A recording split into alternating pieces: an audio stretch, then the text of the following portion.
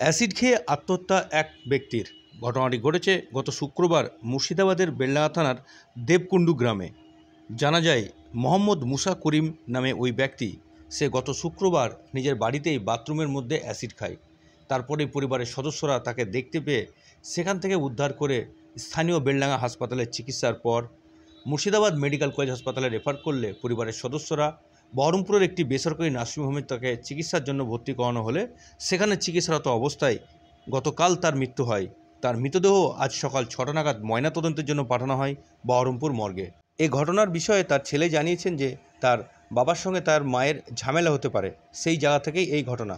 তবে কী কারণে এই ঘটনা তার তদন্ত শুরু করেছে বেলডাঙ্গা থানার পুলিশ।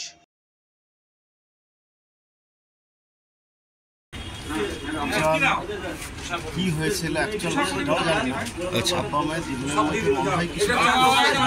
তারপরে রাত্রি 11টার দিকে উনি বাথরুম থেকে বেরিয়ে পড়ে যায়। পরে জানা যায় বাথরুমে অ্যাসিড ছিল।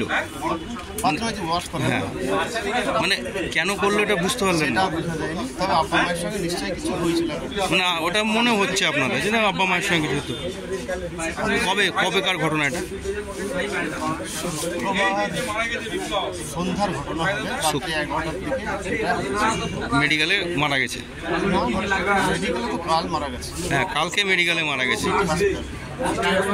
সিটি হসপিটালে মারা গেছে, মানে মেডিকেলে আনেননি? মেডিকেলে দিয়েছিল, ওখান থেকে ট্রান্সফার করেছে আমাদের ডাইরেক্ট সিটি হসপিটালে। আচ্ছা, মানে বেলডাঙ্গা থেকে রেফার করেছিল হাসপাতালে, আপনারা নার্সিংহোমে ভর্তি করেছিলেন। সেখানে কবে মারা গেছে? কি নাম বাবার নাম? মোহাম্মদ মুসা করিম। বয়স কিরকম হবে? 73 ইয়ার। বাড়ি? দেখুন বেলডাঙ্গা থানা।